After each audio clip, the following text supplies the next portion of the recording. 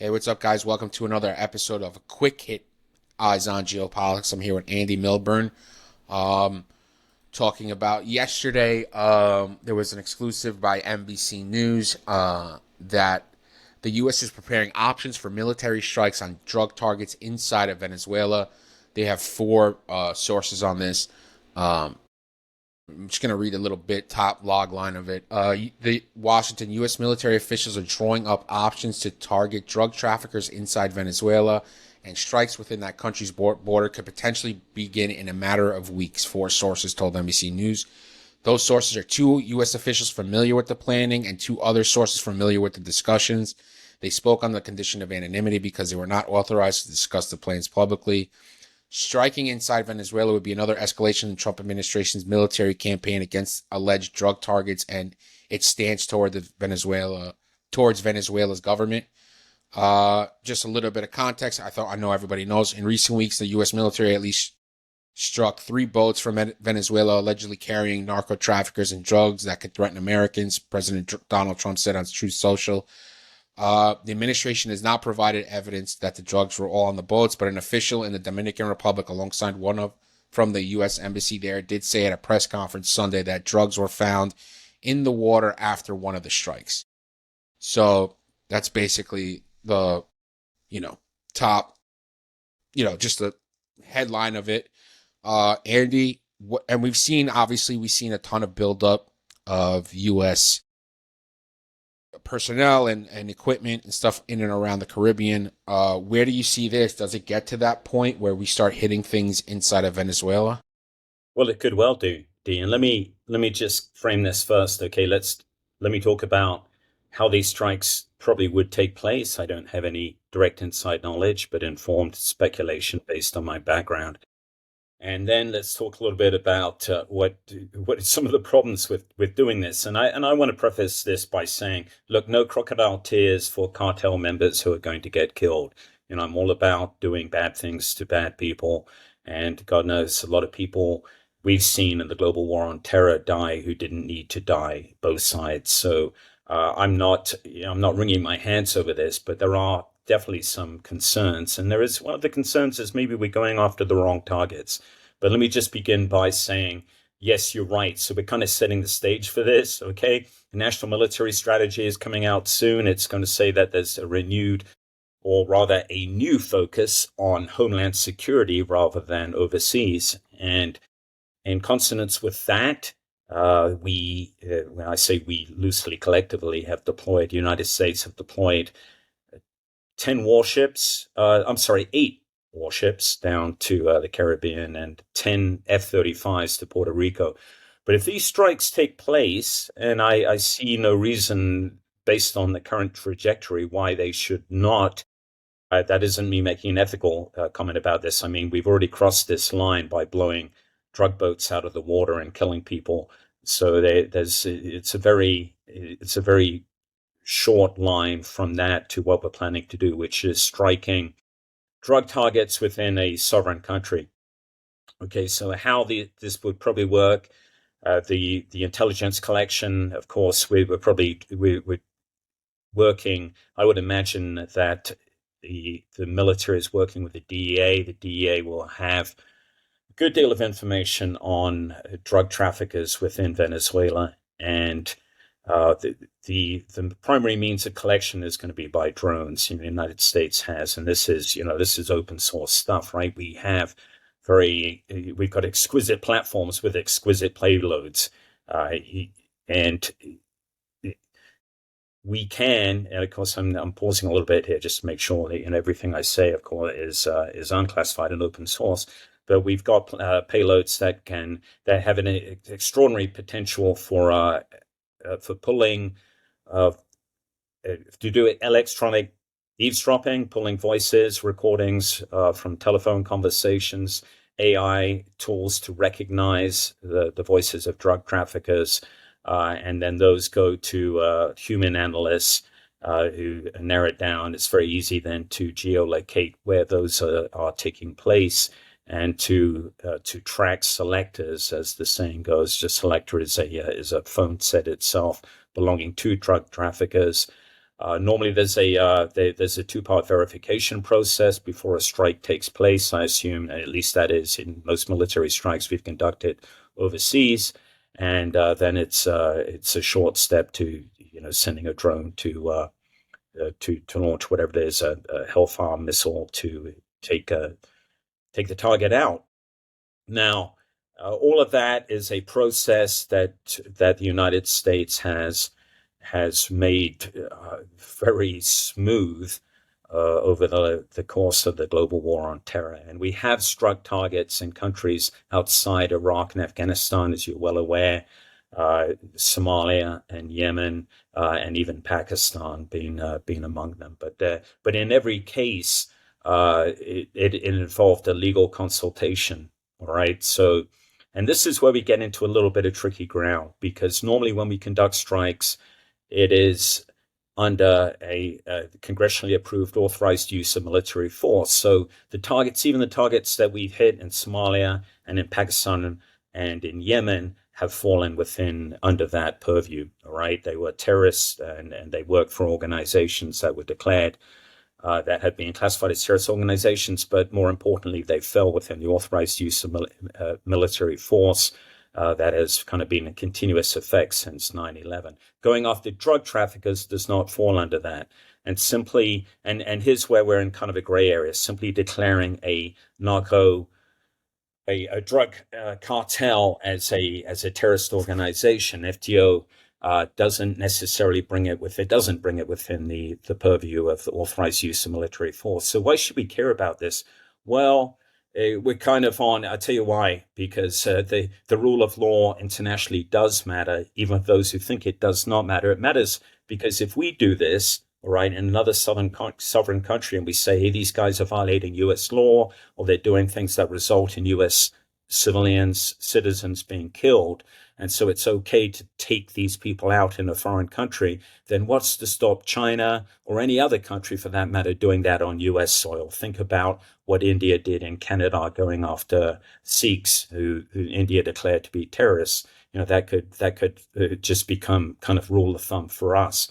So we have to be careful about that. And the other thing is, a lot of these people who are calling for this to happen are the same people who are standing up and yelling about the rule of law breaking down in the United States. So it's a slippery slope. We've got to be, again, ethically, I have no problems with taking out cartel members, but we've got to, as a country, my belief is we've got to remain on solid legal ground here. But the other thing here is more of a pragmatic reason. I mean, why Venezuela? Okay, 90% of illegal drugs coming into the United States from across the southern border come from Mexico, and most of those come via Colombia, right? And and so it's the Mexican cartels who are involved in that. So I would ask, aside from the obvious political connection with Maduro and our unhappiness, or this administration's unhappiness, Maduro in particular, why aren't we going after the Mexican cartels instead of the relatively small Venezuelan connection on drug smuggling? And if we're looking at, in particular, fentanyl, all right, which is the drug that keeps getting mentioned in these conversations, well, the precursors, if you want to go upstream, the precursors from fentanyl, we all know come from China. So we all know because that is, the House Select Committee. That's a finding from the House Select Committee on Intelligence.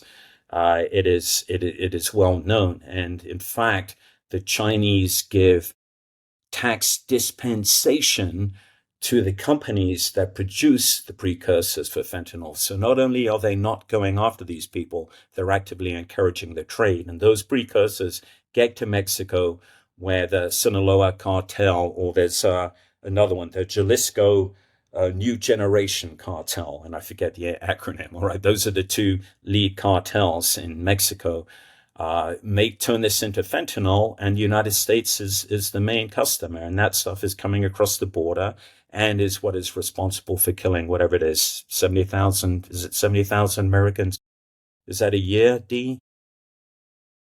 About my fentanyl facts, but it's tens of thousands of people, Fentanyl, right? it's tens of thousands, right? So that is, and so again, I would say if we're going to focus all this exquisite, expensive effort on reducing the flow of drugs from the southern border. We're going across.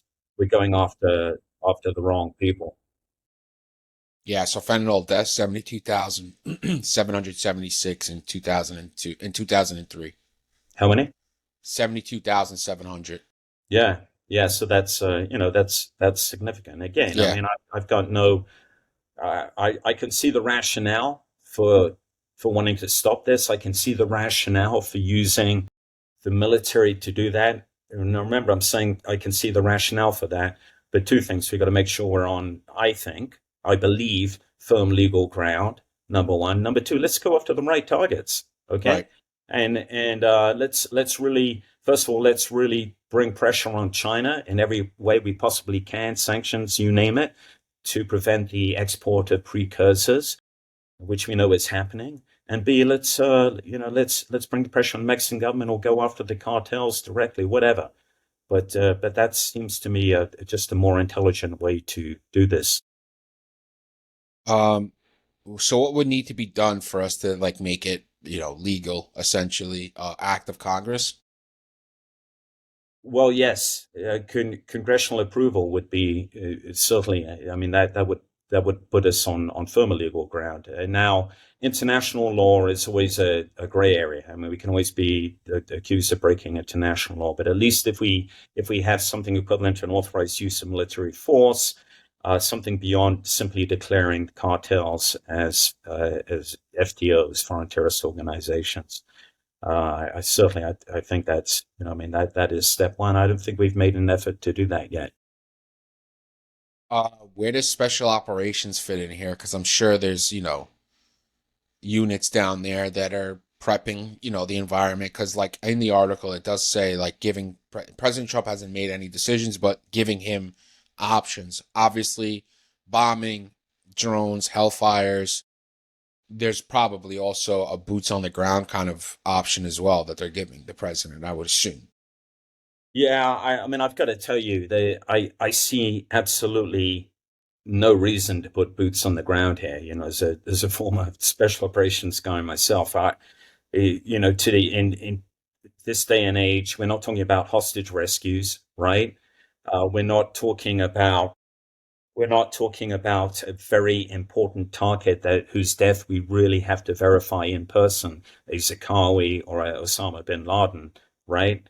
And so once you put personnel on the ground, especially in a sovereign country, you are in a whole different arena, right? As we as we found out recently, I mean, just think about the recent case of SEAL Team 6 and placing a sensor in North Korea. Okay, a relatively simple operation, arguably one of the best organizations, not arguably one of the best organizations in the world to do that. And yet things went dreadfully wrong, right? Innocent people got killed. Their cover was blown. The mission was compromised. It could have gone further south than it did, actually, if it had been a country other than North Korea, which is, a very reclusive country, and no one believes North Korea, and North Korea didn't want to make an issue of this, Yeah. but probably didn't realize what had happened until we made it public. But the potential for that to happen, even worse, the potential for putting guys on the ground for them to be captured. Now you're in a whole different world, and you're looking very bad indeed. And this again, with our technological capabilities, there is absolutely no reason to put special operations in there. And I know that there are people from the soft community even now watching this go, no, that's bullshit. Of course you need to do that. Sure. Nothing, humans are better than hardware and all of that. Yeah, I get it. And for many types of mission, buy with them through or hostage rescue. But this is not one of them. This is not at all. And the downside of even risking that is far greater than the gain. Yeah, it's a Black You Hawk down with a JSOC team in it. Yeah, I mean that's not incomprehensible because Right. even with the best trained guys in the world, things go wrong, right?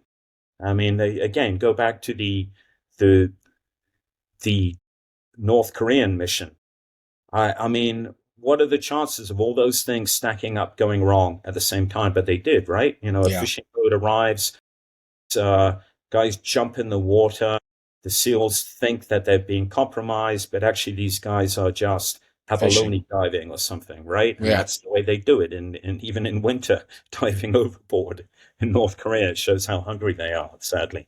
Yeah. And they think they're being compromised, and they open fire. And then you get this whole thing about the uh, the the submarines turning around with their doors open and the Sure. light showing above water. Yeah. So it doesn't matter. The best planned missions in the world with the best trained people can go wrong. And why even risk that? What is the gain? I can't think of anything that we would gain or any reason why we'd need to put people on the ground in Venezuela or Mexico or anywhere for that matter. When we're talking about Mexico, this isn't me bashing the country of Mexico. I'm simply saying that they have an absolute full-scale war on their hands. 450,000 people have been killed there in drug wars since 2006. That's in 19 years, right? Almost 500,000 people. That is astonishing.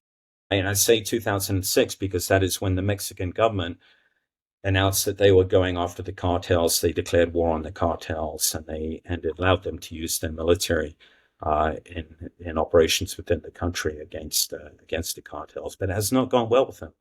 And still, the last year, 30,000 people killed. And in the 2024 elections, 3 dozen candidates were assassinated. I mean, the scale of Jesus. violence there is a war going on there now. And but I mean, kind of gets back to my point that if and of course, in that atmosphere, in that environment, of course, there's a breakdown of the rule of law, and of course, the border becomes porous from the southern side, and it's very difficult for us. It's impossible for us to block the flow of fentanyl across the border. I mean, the cartels are using unmanned submersibles, they're using drones. They're using all kinds of means to get penny packets of this stuff across the border at low risk to themselves. So the way to the way to stop it. I mean, I'm not a expert in narco trafficking, but it's like everything. The way to stop it is to go upstream as far as possible, and that's why I'm talking about going after the precursors. And if you want to go after people, go after the Mexican cartels. Yeah. And indeed, I mean, Colombia is a problem too. Uh, Cocoa production in Colombia is greater than it has been since before Plan Colombia, which ostensibly was a success. I mean, but it cost the U.S. government $12 billion, and then we declared victory on the war on cocaine. But it's actually worse now than it was before. Then there's a lot of stuff coming across the border from Mexico that originated in Colombia. So again, they go after the cartels there. If you're going to do this properly, why just focus on Venezuela alone? Right. Yeah. And like you said, China just doesn't do the fentanyl precursors. They do the methamphetamine precursors. They do all those kinds of precursors. And Yeah, it's as long as there's an appetite in the U.S. for drugs, commerce is going to commerce. yeah, and that is China's point. China has been very open about this, saying, "Hey, this isn't our problem; it's yours." Now, does the Chinese government secretly support or implicitly support the flow of precursors? Who knows? But certainly it doesn't hurt their feelings, the fact that we have that many people dying and they don't care about collaborating to prevent it. They've got no incentive to do so unless we give them an incentive. But we've turned away from China. And again, I know we're reaching our time limit here, but this kind of gets to our point that we've talked about in Eyes On, is that you can't simply say, in the way globalization is now, you can't kind of take a 19th century approach and say, hey, we're just going to focus on our borders or just what's right across the borders, because things are coming from all over the globe to threaten U.S. national interests, and our I national mean, interests. we're a globalized economy, right? Our Yeah, and ports our bring national in more. interests. Yeah. That's right. But even if you take a very, very defensive, isolationist approach to it, well, it just doesn't make a sense to do so. And China is a great example. So, all right, we'll keep track of this and see what happens in the next. In the article, it said could begin in the next couple weeks. So we'll obviously keep an eye on it. And we'll discuss more on the regular Eyes On podcast. Andy, always a pleasure, my friend. Yeah, Dee, everyone, all the best. See you in a couple of days. Hey guys, how's it going? It's D. I want to thank you for watching the show. I really appreciate it. And I'd love for you guys to check out our Patreon. It's at patreon.com/theteamhouse. The link is in the description. Super easy to find. If you're listening, it's in the show notes as well. You can find it right there. What do you get? You get ad-free audio, ad-free video for both Eyes on Geopolitics and the Team House podcast. So 2 podcasts ad-free for the price of one. You also get the shows a couple days early on both video and audio, and you have the opportunity to shoot us a message, ask questions, whether it's Team House or Eyes On. We could cover topics and stuff like that. It really, really helps support the show. We really appreciate the patrons that are there now. Couldn't do it without you guys. So consider supporting the show. It's at patreon.com/teamhouse. The link is in the description and in the show notes if you're listening to this on audio. Really appreciate it, guys. Thank you.